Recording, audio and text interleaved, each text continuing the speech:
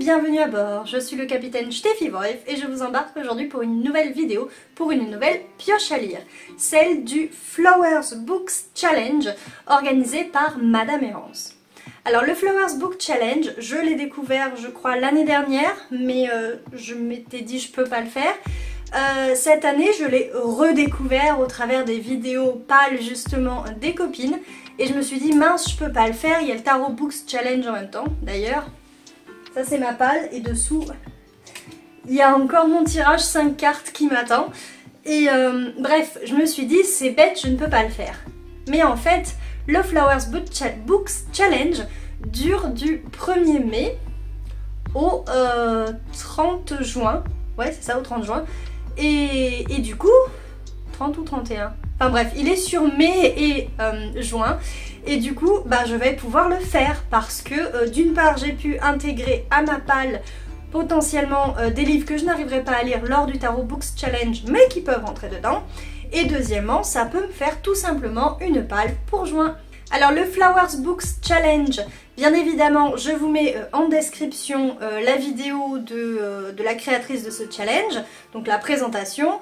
Moi, ce que j'en ai compris, c'est que c'est un challenge qui tourne autour de fleurs, les fleurs qui ont une signification, et donc à chaque fois, en fonction de la signification de cette fleur et de la couleur de cette fleur, eh bien, libre à nous de choisir une lecture. De préférence dans notre palle, on va essayer de ne pas en acheter. La première fleur, c'est l'aconite, qui visiblement est une fleur bleue et une fleur qui est également utilisée pour faire des poisons.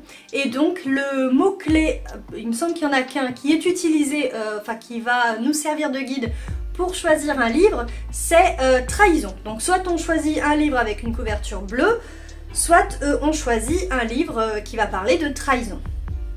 Et donc on commence bien puisque là j'ai 2 livres à vous présenter. Donc le premier c'est Light Lark, le premier tome de la saga, de Alex Aster aux éditions Lumen. Alors celui-ci il est déjà dans ma pioche à lire pour le Tarot Books Challenge, mais pour le moment les cartes n'ont pas souhaité que je le lise, et comme c'est une lecture commune, il faut absolument que je le lise. Donc je pense que une fois le Tarot Books Challenge terminé, c'est-à-dire une fois le mois de mai terminé, si je ne l'ai pas lu, je commencerai par celui-ci. Donc Light Lark, en fait, on suit, il s'agit d'une malédiction, et pour rompre cette malédiction, apparemment, une personne doit mourir et vous avez une île qui ressort tous les 100 ans avec des combats, etc. Enfin, il me semble que c'est le souvenir que j'en ai des adversaires. Voilà, je pioche des mots dans le résumé derrière. Et donc voilà, il me fait super envie, j'adore la couverture. Franchement, je préfère cette couverture-là à la couverture en format toc-toc, comme dirait Johanna. Mais bref, voilà, enfin, tout le monde ne connaît pas Johanna, c'est la citadelle de mes lectures, potentiellement vous la connaissez.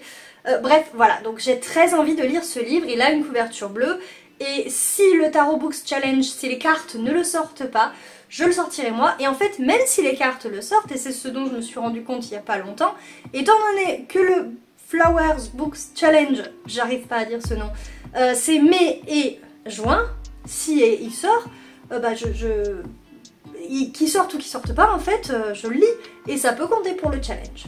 Sauf que cette révélation-là, je l'ai eue après avoir préparé mentalement ma pioche à lire, et puis pas seulement mentalement, hein, mais sur mon bureau. Du coup, je m'étais choisi un autre livre pour juin, parce qu'à la base, je m'étais dit que ce serait ma pile à lire, ma pioche à lire pour le mois de juin. Et donc, j'avais choisi un autre livre à la couverture bleue, alors principalement bleu, qui est le tome 1 de Résonance de Morgane Rugraff aux éditions Plume Blanche. Et je dois vous avouer que j'ai pas vraiment jeté un œil plus que ça au résumé. Je crois que depuis que je l'ai reçu, en fait, j'ai pas regardé, j'ai pas lu le résumé. Je l'avais lu il y a fort longtemps quand il est sorti, ou même avant sa sortie, puisque Plume Blanche annonce ses sorties quand même bien à l'avance. Et en fait, moi, ce qui m'a fait acheter ce bouquin, c'est la partie steampunk qu'on voit en haut, cet oiseau, le fait que ce soit en mer, et puis surtout le fait que ce soit écrit par Morgane Rugraff. Parce que j'ai déjà lu chez Plume Blanche également sa saga Lune Ardente, et j'ai adoré, enfin sa duologie, pardon, et j'ai vraiment adoré sa plume, c'était merveilleux, même si j'ai moins aimé le tome 2 que le tome 1, enfin moins aimé, disons que ça n'a pas été un coup de cœur comme le tome mais j'ai beaucoup aimé cette duologie. Je me suis dit c'est Morgane Rugrave, si jamais tu commandes chez Plume Blanche, tu le prends avec. Évidemment j'ai commandé, d'ailleurs on va faire un petit aparté sur ce que j'avais commandé. Alors ce que j'avais commandé c'était Fil d'or d'Ophélie Duchemin, qui est la suite plus ou moins de Rose éternelle et Murmure de l'océan. Alors malheureusement je l'ai complètement détruit quand je l'ai sorti. Il m'a été dédicacé puisque c'était voilà. Et j'ai trop hâte de le lire, mais quand il est arrivé d'une part, donc je l'ai détruit, et d'autre part c'est une pavasse, donc je sais pas quand je vais le lire, mais je vais le lire, et donc voilà pourquoi j'ai fait une commande chez Plume Blanche, vous savez tout. Revenons-en à notre challenge des fleurs. On va l'appeler comme ça, ou challenge floral, parce que sinon je vais pas y arriver. La seconde fleur qui nous est proposée est le camélia. Donc le camélia c'est une fleur rouge, j'en ai même un chez moi, j'espère juste qu'il va tenir. Et cette fleur rouge, visiblement, elle est synonyme de fidélité. Et donc, Madame Errance nous propose de rendre hommage, entre guillemets, à cette fidélité qu'on a par rapport à une saga, par rapport à un auteur, par rapport à un genre littéraire particulier. Enfin bref, une fidélité qu'on a par rapport à quelque chose dans le milieu du livre. Là encore, j'ai choisi 2 livres, encore une fois, parce que je n'avais pas eu cette révélation quant au Tarot Books Challenge qui était en même temps sur le mois de mai. Mais bon, c'est pas grave, hein, donc je vais vous présenter 2 livres après tout. Donc le premier livre, celui qui est dans le Tarot Books Challenge et que les cartes n'ont pas voulu que je lise pour le moment, désolée j'ai vu un truc, c'est L'ombre d'une inquisitrice, l'épée de vérité de Terry Goodkin aux éditions Brajlon. C'est ici le tome 11, je crois qu'on comprend pourquoi fidélité, parce que j'adore cette saga, elle a 15 tomes, j'en ai lu 10, il me faut évidemment lire ce 11e tome, j'arriverai un jour jusqu'à 15. La question est qu'est-ce que je demanderai au Papa Noël après, parce qu'en fait au Papa Noël je lui demande la suite chaque année et il est trop gentil, il me l'apporte. Mais le truc en fait c'est qu'une fois que j'aurai lu les 15, qu'est-ce que je vais bien pouvoir demander? Bref, ici donc pourquoi l'ombre d'une inquisitrice? Je suppose que suite aux événements des tomes 9 et 10 dans lesquels l'inquisitrice Callanne, qui est juste l'héroïne, enfin la femme, parce qu'il y a 2 héros pour moi, hein. Il y a Richard qui est le héros de la saga, c'est celui qui détient l'épée de vérité, et puis il y a sa femme Callanne, donc qui a disparu plus ou moins, dont on a oublié l'existence. Et bien je pense qu'elle va revenir ici, je l'espère en tout cas, parce que c'est un personnage que j'adore. Et voilà. Le second livre que j'ai choisi pour le camélia, c'est alors d'une part pour sa 4e de couverture rouge, un petit peu de rouge ici, et puis parce que c'est la Santa Muerte de J. Robin, de Justine Robin aux éditions Le Héron d'Argent. C'est une duologie, donc on pourrait dire que je suis fidèle, hein, puisque j'ai lu le tome 1, j'ai lu le tome 2. Je suis fidèle également à Justine Robin, puisque ce serait du coup il me semble le 3e livre que je lirais d'elle. Donc voilà, je pense qu'on peut pas faire plus fidèle. En plus il y a du rouge sur la couverture. Et là encore une fois c'est le Papa Noël qui me l'a apporté. Donc j'ai très envie de lire ce livre, mais on verra. Si j'ai le temps, si je peux, si tout ça, enfin bref c'est une pioche à lire quoi. Ah oui, au passage, de quoi que ça parle? Bon alors la Santa Muerte c'est la fin d'une duologie, c'est le second tome, et donc on y suit une petite faucheuse qui n'a qu'une envie, c'est de devenir la grande faucheuse, mais il lui arrive tout un tas de trucs dans le premier tome, dont sa rencontre avec ce personnage-ci, qui est un personnage assez énigmatique, et j'ai hâte d'en savoir plus, donc c'est ce qui me pousse aussi à me dire tu vas le sortir de ta pile là s'il te plaît. Alors ensuite, la fleur que nous propose Madame Errance, c'est l'azalée, qui est visiblement une fleur rose et qui est synonyme d'amour pur. Donc on est invité à choisir une lecture, un livre en rapport avec un amour pur. Et moi j'ai choisi Fleur d'épine de Sandra Ruperti aux éditions Magic Mirror, qui est un livre que j'ai précommandé et qui m'est arrivé, et qui a une couverture magnifique comme d'habitude chez Magic Mirror, puisqu'elles sont toutes faites par Mina M et que j'adore son travail, mais je m'emporte. Pourquoi amour pur? Parce que tout simplement, je suppose, hein, alors déjà la couverture est rose, donc là je coche, et je pense que je coche aussi amour pur puisque c'est une réécriture de La Belle au bois dormant, et quand même c'est un conte dans notre esprit très Disney qui parle d'amour. Dans mon esprit à moi, Frère Grimm, tout ça, pas forcément, mais bon quand même on a de l'amour je pense dans ce roman, donc je pense que je coche à la fois la case couleur et signification de la fleur. Alors ensuite, je crois qu'il y a beaucoup de alors à chaque fois que je reprends un truc, bref. La fleur suivante c'est l'œillet. Et il se trouve que l'œillet est une fleur verte. Alors moi au début quand j'ai entendu ça je dis bah non, l'œillet c'est jaune, j'en ai dans mon jardin. Oui mais en fait moi ce que j'ai ce sont des œillets d'Inde, donc forcément ils sont jaunes et voire même un petit peu orange. Mais bon, l'œillet de base c'est donc une fleur verte. Et elle est associée dans ce challenge à de good vibes, donc des choses avec de l'humour, de la joie, enfin bref, quelque chose qui va nous faire sentir joyeux. Apparemment c'est aussi la fleur qui est associée à la Saint-Patrick, pour ça je ne savais pas. Personnellement, à chaque fois que je vois des trucs sur la Saint-Patrick, je vois plutôt un trèfle à 4 feuilles, ou à 3, enfin 4 je crois.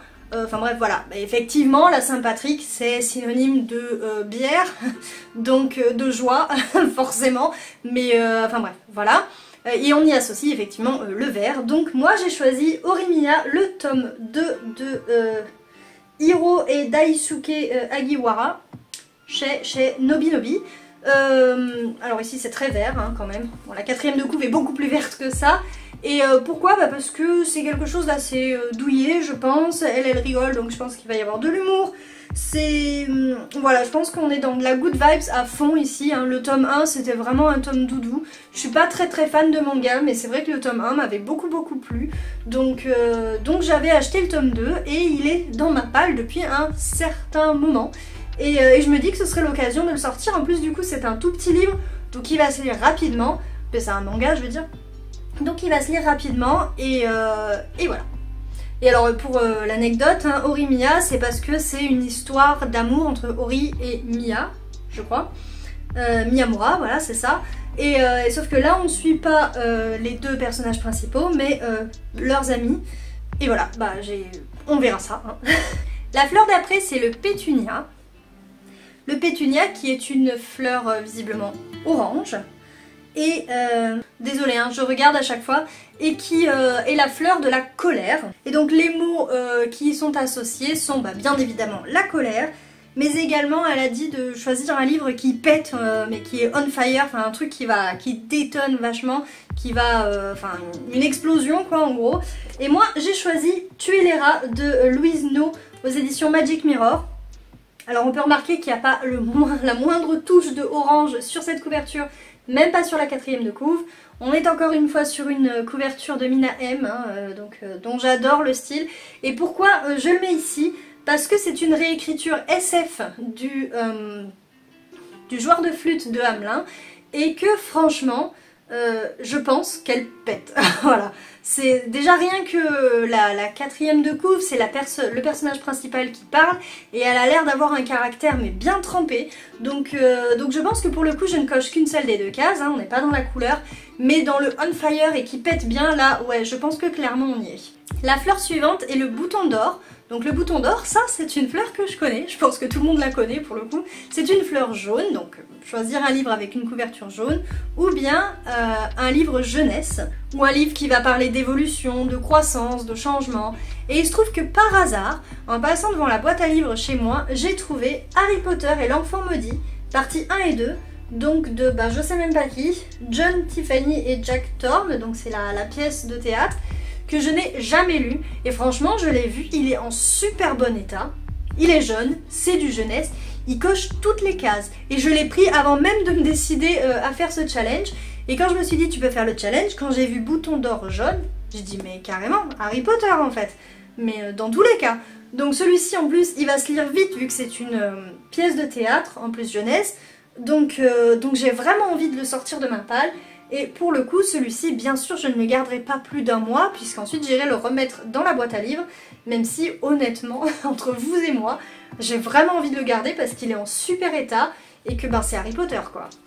Bon, après, ça dépendra bien sûr de ce que j'en pense, parce que j'avoue que j'ai vu des avis pas très positifs sur cette pièce de théâtre, mais bon, moi, pour le coup, j'aime bien les pièces de théâtre, j'aime bien le monde d'Harry Potter, donc potentiellement, il pourrait énormément me plaire.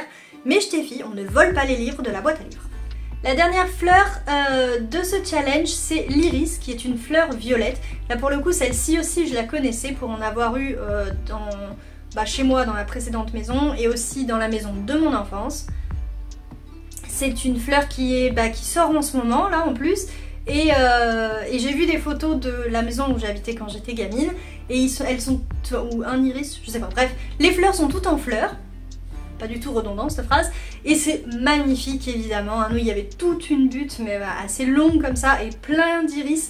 Et c'était très joli. Bref, donc l'iris c'est violet. Donc on nous invite ici à lire un livre à la couverture violette. Et ou un livre qui va parler de diversité, qui va être là pour faire passer un message, qui peut être aussi un message difficile parfois, hein, enfin d'après ce que j'en ai compris, un message important, difficile, quelque chose qui doit absolument passer d'une personne à l'autre, ou à plein de personnes. Et moi pour ce faire je me suis dit, j'ai un livre avec la couverture violette. Bon, c'est un violet très pâle, voilà. Pour moi c'est du violet. Qui est donc Anima, le tome 1, le règne du souffle de Béatrice Florin, aux éditions Elle-même, puisque c'est un livre auto-édité. Mais c'est, alors déjà c'est un livre comme ça, un livre magnifique, un livre qui m'a été dédicacé, et qui m'a en plus été dédicacé lors du confinement. C'est vous dire depuis quand ce livre est dans ma palle, parce que à ce moment-là on ne pouvait pas sortir de chez nous, les librairies étaient fermées, et des personnes avaient organisé, ça marche aussi, un salon du livre en ligne sur Discord, et salon du livre auquel j'avais été, alors en tant que lectrice et en tant qu'autrice, et j'y avais rencontré Béatrice Florin qui faisait donc la promo de ce premier tome, et j'avais été enchantée par le personnage, pardon j'ai eu une petite quinte de tout, donc j'avais été enchantée par le personnage de Béatrice Florin puisqu'elle était entièrement costumée, grimée en pirate, donc forcément, mais pas seulement elle en fait, elle avait tout un décor de piraterie derrière elle, puisqu'elle se décrit elle-même, ou en tout cas elle se décrivait à l'époque en tant que, comme pirate littéraire. Donc voilà, moi ayant écrit sur des pirates, forcément ça m'intriguait.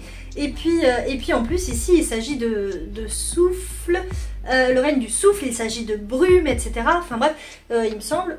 Donc j'ai vraiment envie de lire ce livre. Et là je vois la dédicace, c'est 2020. Donc ouais, ça remonte vraiment beaucoup. Et j'ai envie de le lire quoi. Ça fait un moment que je le vois dans ma pile à lire. Je crois que je l'en ai jamais sorti, si ce n'est une fois pour une pioche à lire. Il est temps de le lire ce livre, vraiment. Enfin, il y a, alors je vous ai dit que ça c'était la dernière fleur, l'iris, mais il y a aussi une fleur bonus qui peut servir soit à switcher si on n'a pas envie de lire un livre ou de compléter une fleur. Bon, moi évidemment j'ai toujours envie de lire tous les livres de ma pioche à lire, mais vu mon rythme de lecture j'y arrive peu souvent. Donc soit pour switcher, soit pour se faire une lecture supplémentaire. Et donc la fleur choisie est le muguet. Le muguet c'est donc en plus la fleur du mois de mai, puisque c'est celle qu'on va s'offrir le 1er mai. Donc c'est une fleur blanche, ça pour le coup je pense que tout le monde le sait. Et donc ici les mots-clés sont un one-shot, ou bien sortir de sa zone de confort, histoire de lire quelque chose qui est à part, soit parce que c'est un one-shot, on lit l'histoire, on a terminé, soit parce que c'est quelque chose dont on n'a pas l'habitude et que de toute façon on va le lire une fois dans l'année, un truc comme ça, et après c'est bon. Et donc moi j'ai choisi à la fois un livre à la couverture blanche et un livre qui me sort mais alors totalement de ma zone de confort, et en plus c'est un prêt donc il faut absolument que je le lise pour pouvoir le rendre. Il s'agit de la religion Wok de Jean-François Braunstein, moi je le lis à l'allemande, chez Grasset, où donc on parle du wokisme. Alors parce que en fait j'étais chez des amis, ils m'ont parlé du wokisme, je me suis dit bon je sais pas ce que c'est, ils m'ont dit tiens on va te prêter un livre, et donc ils m'ont prêté ce livre et je vais découvrir ce que c'est, puisqu'ils me l'ont prêté, je vais le lire. Hein. Et puis parce que ça m'intéresse, en fait ça m'interpelle, on me parle d'un truc que je connais pas, moi j'ai envie de connaître, voilà. Donc je vais lire ça, je vais utiliser ce bonus, en tout cas j'espère pouvoir le lire assez rapidement de manière à pouvoir le leur rendre. Voilà, c'est tout pour cette pioche à lire, j'espère que la vidéo vous a plu. Si c'est le cas, n'hésitez pas bien sûr, comme d'habitude, à lui mettre un petit pouce vers le haut. Vous pouvez également me dire en commentaire si vous aussi vous participez à ce challenge, éventuellement quelles sont vos lectures, hein, il n'y en a pas des masses, il y a 7-8 fleurs donc ça va. Vous pouvez également me dire si vous avez lu certains de ces livres que je vous ai présentés, si oui ce que vous en avez pensé, ou si certains vous font envie, ou tout simplement me mettre un petit emoji, c'est comme vous voulez, c'est vous qui avez le clavier, c'est pas moi. Et bien évidemment également, si ce n'est pas fait, je vous invite à vous abonner à cette chaîne afin de ne pas rater le moindre contenu. En parlant de contenu, je tiens à vous signaler également, il est en barre d'infos, mais que j'ai un site, steffiwolf.fr. Sur ce site sont répertoriées toutes mes chroniques écrites, mais également des posts, des articles concernant ma vie d'autrice de Steffi Wolf, en tant qu'autrice je veux dire. Et voilà, donc plein d'infos sur le site, plein d'infos en barre d'informations, c'est fait pour ça. Et puis je crois qu'on est bon maintenant. Je vous souhaite une excellente navigation sur YouTube et je vous dis à très vite pour une prochaine vidéo. Tchussy!